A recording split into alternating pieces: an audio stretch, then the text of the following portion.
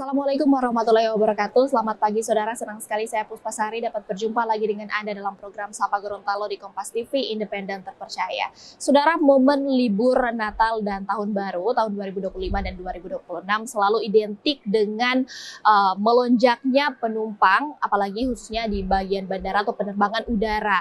Dan kita juga harus mengetahui bahwa berbagai faktor bisa saja mempengaruhi dari kelancaran dan keselamatan dari penerbangan udara, termasuk dari BMKG, dan kita juga melihat bagaimana kira-kira dari sisi keselamatannya dan pengamanannya. Dan saat ini kita akan membahasnya di talkshow kali ini. Saya sudah bersama dengan tiga narasumber. Yang pertama ada Pak Joko Ardhani sebagai Kepala Bandara, ada Pak Cucu Kumasyancu sebagai Kepala BMKG Gorontalo, dan ada Bapak Ibda Syafruddin Adam sebagai Kapolsek Bandara. Dan kita akan membahasnya terlebih dahulu. Saya ke Pak Bandara dulu.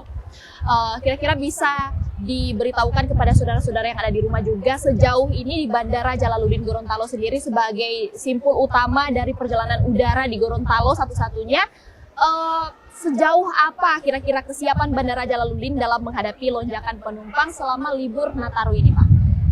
Baik, perlu kami sampaikan bahwa Posko Nataru atau Posko Natal tahun 2025 dan tahun baru 2026 ini mulai diresmikan secara serentak seluruh Indonesia oleh Bapak Menteri Perhubungan itu dari tanggal 18 Desember sampai dengan tanggal 5 Januari. Nah, adapun kesiapan posko, tentu kesiapan bandara dalam rangka menghadapi angkutan Natal dan Tahun Baru. Di awal Desember kami sudah dilakukan inspeksi oleh kantor otoritas Bandara Udara Wilayah 8 Manado untuk mengecek kesiapannya. Baik dari kesiapan prasarana di sisi udara, kemudian prasarana di sisi darat. Jadi dari landasan, dari drainasenya, dari apronnya, alat bantu pendaratan visualnya, semua dilakukan pengecekan. Begitu juga di sisi daratnya, terminalnya, kebersihannya, kemudian fasilitas keamanan penerbangannya, personilnya juga dilakukan inspeksi. Dan alhamdulillah dari inspeksi tersebut bahwa Bandara Jalaluddin siap untuk melaksanakan angkutan Natal dan Tahun Baru. Seperti itu.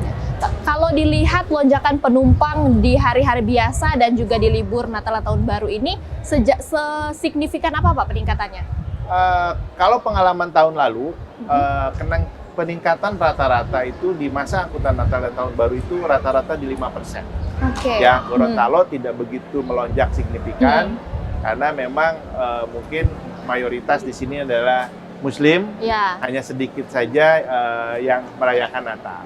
Nah, untuk tahun ini berdasarkan data yang ada selama posko dilaksanakan dari tanggal 18 sampai dengan kemarin, itu di tahun ini terjadi penurunan yang cukup signifikan. Jadi jumlah penumpangnya tidak naik dibandingkan periode Natal tahun lalu, tetapi turun. Kurang lebih ada di 26%.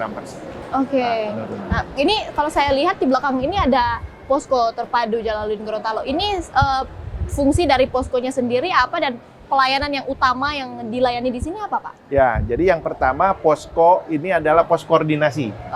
Iya kan? Di sini ada beberapa instansi stakeholder. Yang pertama tentu dari kami Bandar Udara, kemudian dari BMKG, dari keamanan, dari Basarnas, dari Balai Kekarantinaan Kesehatan, dari Dinas Kesehatan Kabupaten, dari BPBD, semua ada di sini. Fungsi utamanya adalah kami memonitor terkait dengan kelancaran arus penumpang melalui Bandara Jalaluddin. Apabila terjadi ada hal-hal yang penumpang sakit, tentu nanti ada teman-teman dari Balai Kekarantinaan Kesehatan yang akan menghandle-nya. Ya kan, dari Dinas Kesehatan ada dokter juga yang standby. Jadi ada 2 dokter kami, satu dari BKK, satu dari Dinas Kesehatan Kabupaten. Tapi kalau untuk libur Natal dan Tahun Baru ini, apakah ada diskon tarif mudik misalnya dari maskapai, dari bandara sendiri, Pak? Betul. Jadi masa angkutan Natal dan Tahun Baru tahun ini pemerintah kembali memberikan kebijakan diskon. Ya.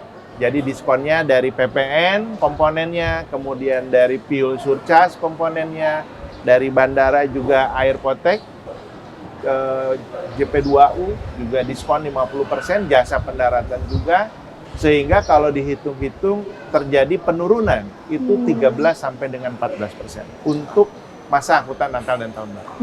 Berarti memang artinya semua ini sudah disiapkan mulai dari kesiapan bandara, kemudian bagaimana juga tarif dari mudik itu dapat diskon dari pemerintah untuk memudahkan juga masyarakat yang ingin berlibur Natal dan Tahun Baru di tahun 2025 dan 2026 ini. Tapi kita tidak bisa pungkiri bahwa ada satu hal yang seringkali menjadi menjadi sebuah hambatan ketika seseorang atau masyarakat ingin pulang kampung melalui jalur udara. Karena kita ketahui bersama bahwa cuaca salah satunya itu bisa menjadi faktor yang utama menjadi penghambat ketika masyarakat itu ingin pulang kampung misalnya atau ada arus balik. Dan saya beralih ke Pak Cucu dari BMKG sendiri. Kira-kira Pak, untuk saat ini sudah di dalam masa-masa libur Natal dan Tahun Baru 2025-2026, dari BMKG sendiri bagaimana melihat kondisi cuaca Gorontalo saat ini? Baik. Jadi BMKG di sini menyampaikan bahwasanya saat ini kita di masa musim penghujan. Sehingga kami menghimbau kepada seluruh masyarakat untuk tetap waspada. Namun musim hujan saat ini sedikit berbeda.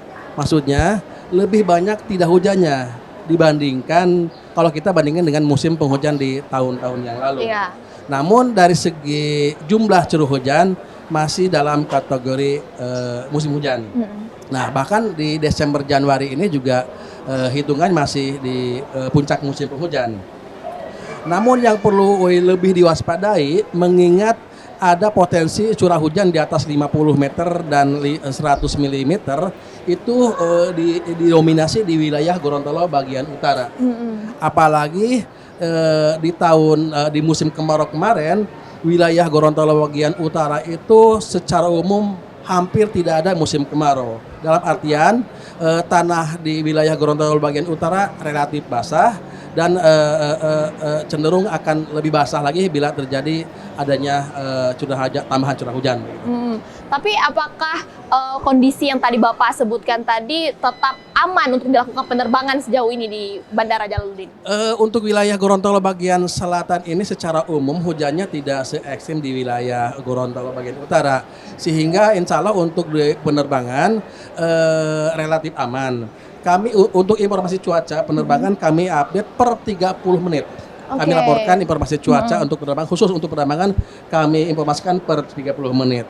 Dan kami laporkan juga di sini bahwasanya peralatan awas atau monitoring khusus untuk penerbangan dalam keadaan baik, normal dan terkalibrasi. Kami selalu tiap bulan itu membersihkan sensor yang ada di ujung-ujung runway tersebut. Berarti memang sejauh ini koordinasi dari bandara misalnya juga dengan BMKG sendiri dan juga dari pihak kepolisian, sebentar nanti kita akan berbincang. Kita sudah mengetahui bahwa segala persiapan itu sudah dilakukan dengan cukup matang ya sampai dengan hari ini, dan mungkin hari ini sudah agak masuk ke puncak, mungkin besok juga sampai dengan seterusnya, dan kita akan menghadapi juga arus balik nanti. Dan saudara, mungkin setelah ini kita akan bahas soal bagaimana kira-kira ketika terjadi potensi cuaca ekstrim yang tiba-tiba dari BMKG dan bagaimana proses ketika ada suatu ancaman yang itu harus ada proses penyelamatan dari kepolisian sendiri. Dan saudara jangan kemana-mana, tetap bersama kami di program Sapa Gorontalo di Kompas TV, independen terpercaya.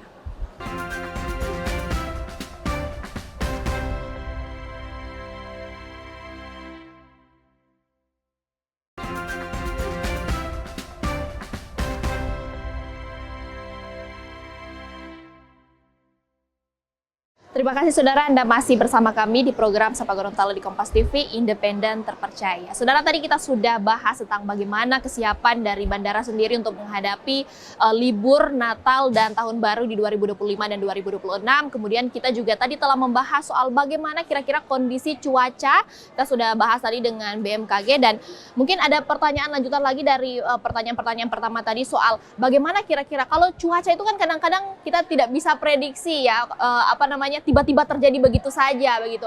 Nah, kira-kira kalau ada potensi cuaca yang ekstrim tiba-tiba, bagaimana langkah dari BMKG sendiri untuk melakukan peringatan dini misalnya untuk penerbangan? Nah, khusus untuk cuaca ekstrim atau warning, kami memiliki radar cuaca. Oke. Radar cuaca yang memantau 24 jam pergerakan awan-awan hujan yang melintasi Gorontalo. Kami akan menginformasikan sesegera mungkin, minimal 1 jam sebelum kejadian kami membuat warning. Jadi warning itu dibuat daerah mana aja yang terdampak, meluasnya ke daerah mana saja, dan berakhir sampai pukul berapa.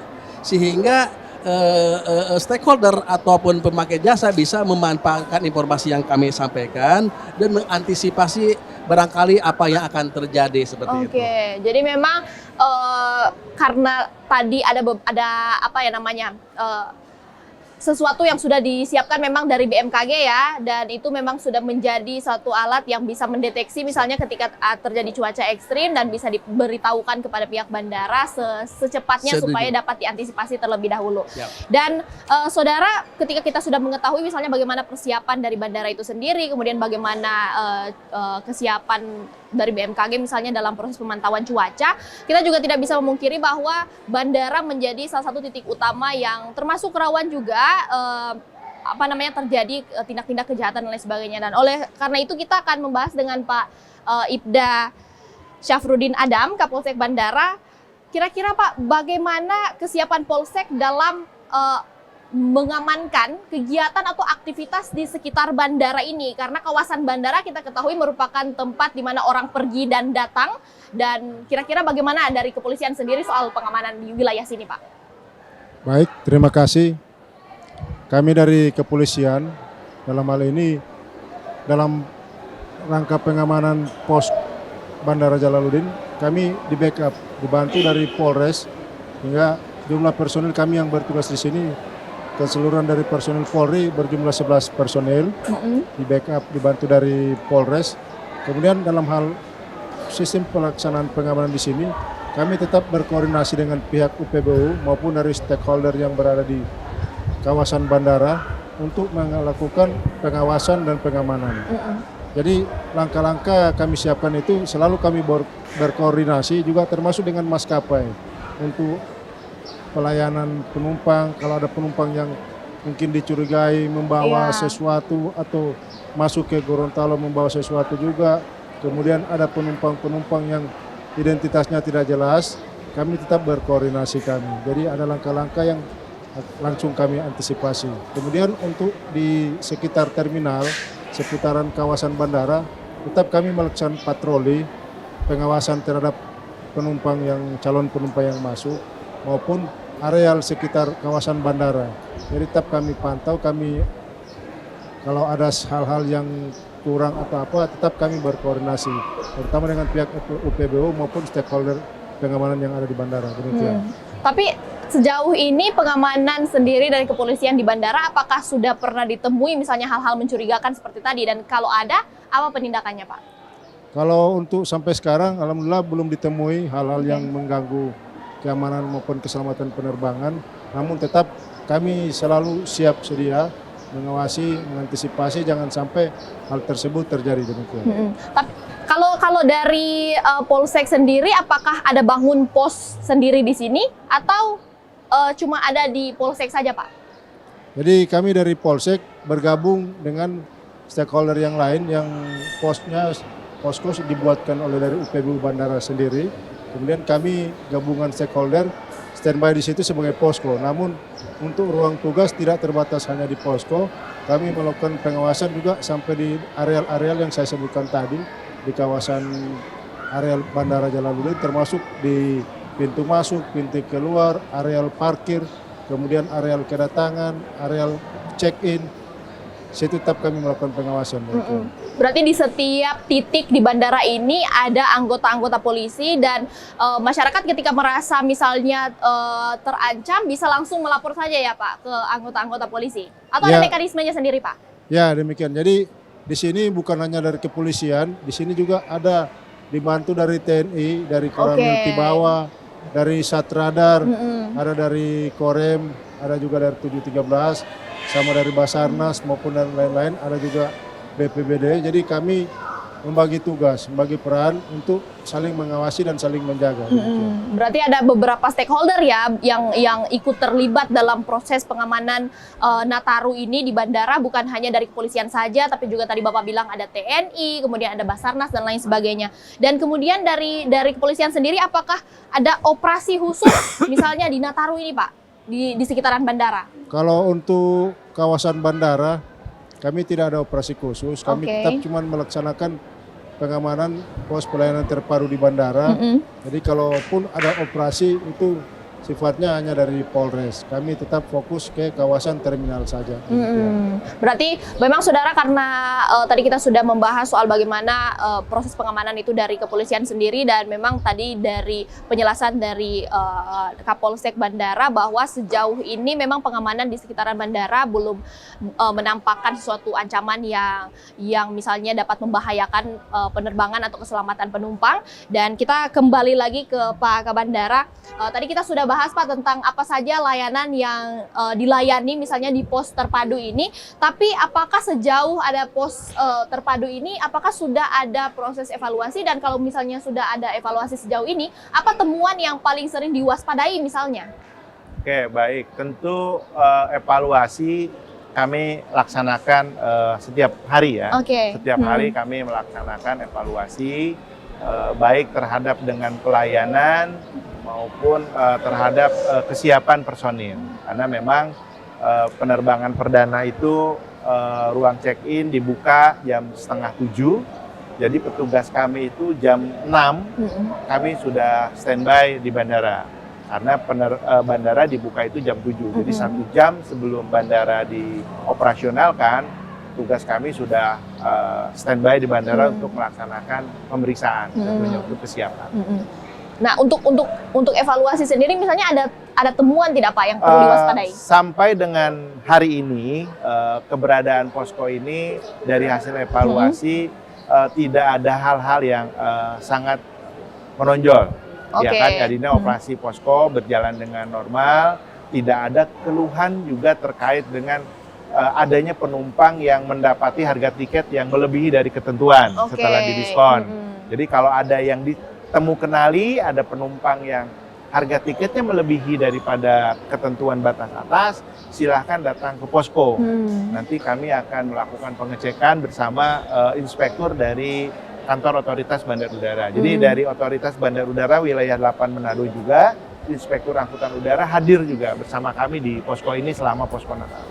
Tapi tidak bisa dipungkiri Pak, kadang-kadang kalau misalnya di wilayah bandara itu ada semacam calo-calo begitu yang sering menaikkan harga, itu bebas ya? Maksudnya tidak ada di bandara. Kami pastikan bebas. Tidak ada calo di bandara, karena sekarang semua tiket diperoleh itu dengan online. Ya kan, lewat travel agent online. Jadi memang artinya dari 3 penjelasan tadi soal kesiapan bandara, kemudian juga dari BMKG dan dari pihak pengamanan sendiri, memang di kawasan bandara ini pada libur Natal dan Tahun Baru memang berjalan normal dan biasa-biasa saja. Dan mungkin setelah ini kita akan bahas soal bagaimana harapan, imbauan dari Bapak-Bapak sendiri sebagai penanggung jawab lah di kawasan bandara ini tentang keselamatan dari penumpang semua. Apa harapannya untuk libur Natal dan Tahun Baru ini? Jangan kemana-mana saudara, tetap bersama kami di program Sapa Gorontalo di Kompas TV, independen terpercaya.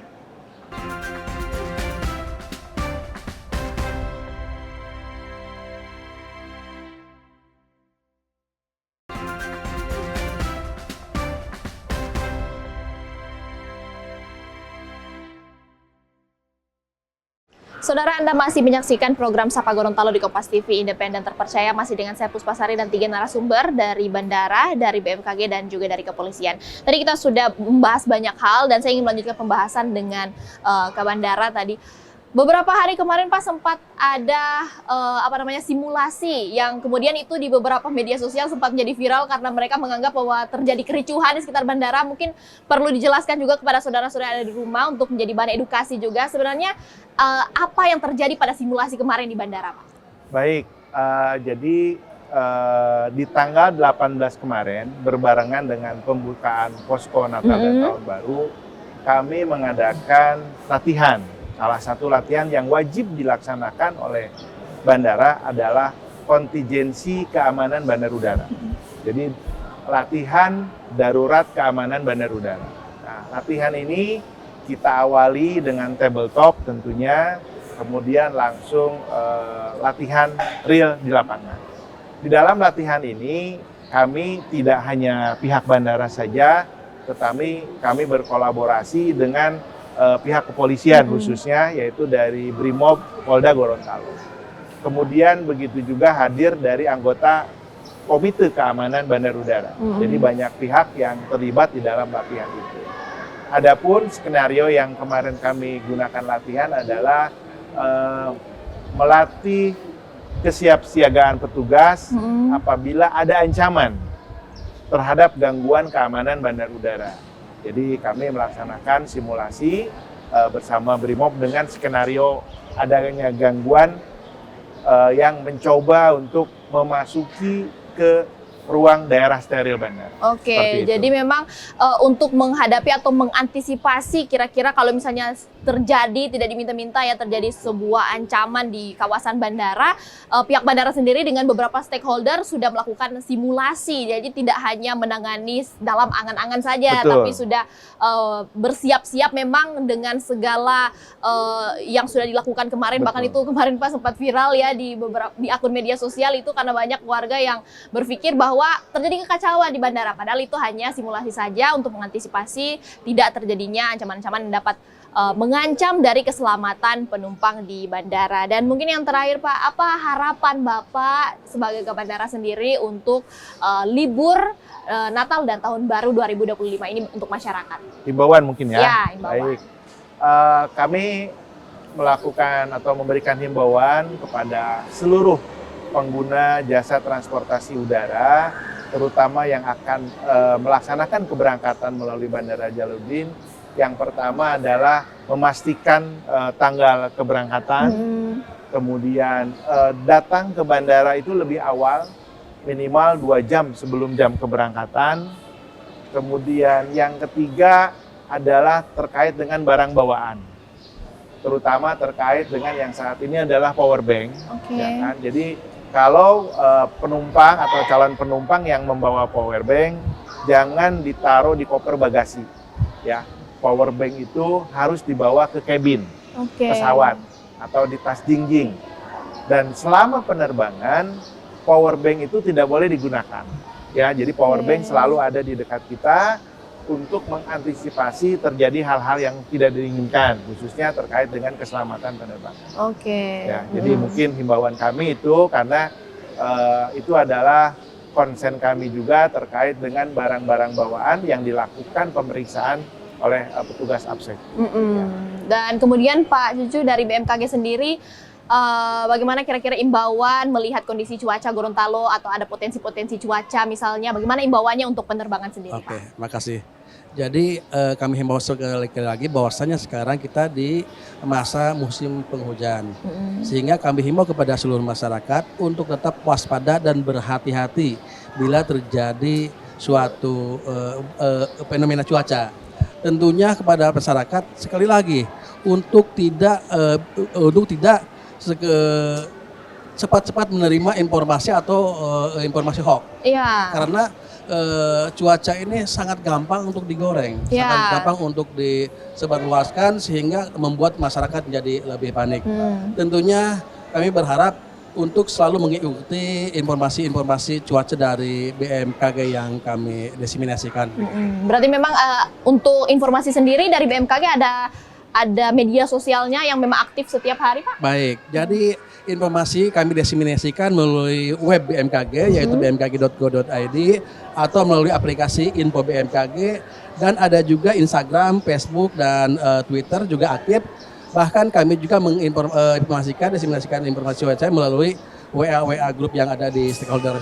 Oke, berarti memang untuk media sosial semuanya aktif. Dan untuk web bisa diakses oleh semua orang, Pak? Aman. Oke, jadi untuk BMKG sendiri sudah ada antisipasi untuk memberitahukan informasi kepada masyarakat supaya tidak termakan dengan berita hoax. Kadang-kadang di media sosial itu banyak yang berita-berita yang disebarkan tidak sesuai dengan informasi dari BMKG sendiri, dan saudara-saudara di rumah tadi sudah dengar sendiri dari BMKG bahwa jangan termakan berita hoax dan tetap lihat berita yang aktual aktual itu di akun media sosial yang resmi dari BMKG Gorontalo sendiri. Dan terakhir kepada Pak Ibda Syafruddin sebagai Kapolsek di kawasan bandara, untuk pengamanan sendiri di kawasan bandara ini bagaimana harapan atau imbauan dari Bapak? Baik, jadi harapan dan himbauan kami kepada masyarakat yang akan datang ke bandara, khususnya calon penumpang, agar dalam melakukan keberangkatan tetap dilengkapi dengan identitas, supaya tidak terjadi kesalahpahaman di sini dan tidak ada halangan untuk berangkat. Kemudian dan di sini yang paling banyak juga para penjemput maupun pengantar, agar selalu mentaati aturan atau SOP yang sudah dibuat oleh UPBU sendiri. Karena di sini juga ada kawasan-kawasan terbatas yang memang tidak bisa semua masuk ke dalam. Jadi ada layanan publik yang sudah disiapkan oleh UPBU, kemudian ada juga areal terbatas. Jadi kami himbau untuk pengantar atau penjemput, terutama yang paling banyak ada di beraktivitas di terminal ini, untuk mematuhi aturan. Begitu juga dari bandara juga UPBU sendiri sudah mengatur lokasi-lokasi parkir atau lokasi penjemput maupun pengantar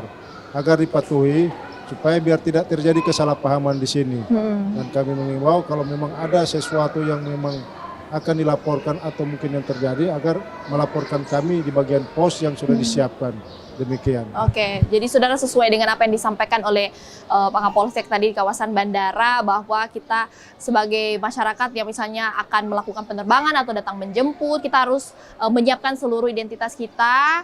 Jangan sampai kita terjadi kesalahpahaman di sini, karena memang kepolisian sendiri sebagai pihak yang mengamankan di kawasan bandara tidak ingin juga terjadi hal-hal yang tidak diinginkan. Maka kita juga sebagai masyarakat harus mengantisipasi diri agar tidak terjadi kesalahpahaman. Kita melengkapi dokumen-dokumen yang disiapkan untuk dapat diperiksa oleh mereka. Dan tentunya kita semua berharap seluruh masyarakat Gorontalo bahwa penerbangan udara di Bandara Jalaluddin tetap berjalan seperti biasa, karena memang momen Natal dan Tahun Baru meski tidak semua orang merayakan di Gorontalo, tetapi ini menjadi libur yang cukup panjang dan menjadi bukan cuma tentang libur Natal dan Tahun Barunya, tetapi menjadi ajang untuk misalnya masyarakat jalan-jalan dan lain sebagainya. Maka Bandara Jalaluddin ini menjadi titik di mana banyak orang-orang yang berlalu lalang antar provinsi, antar negara dan lain sebagainya. Dan terima kasih kepada Bapak semua, Pak Kabandara dari BMKG dan Pak Polisi yang sudah berkenan untuk sharing dengan kita dan juga dengan saudara-saudara yang ada di rumah tentang bagaimana kesiapan bandara, potensi cuaca dan juga pengamanan di kawasan bandara, sehingga ini menimbulkan rasa aman bagi masyarakat tentang kesiapan mereka dan keselamatan mereka sebagai penumpang yang akan melakukan perjalanan lewat udara. Terima kasih, saya Puspasari pamit undur diri dari hadapan Anda. Jangan lupa saksikan Sapa Gorontalo di episode selanjutnya. Sekian dari saya. Terima kasih. Wassalamualaikum warahmatullahi wabarakatuh. Waalaikumsalam.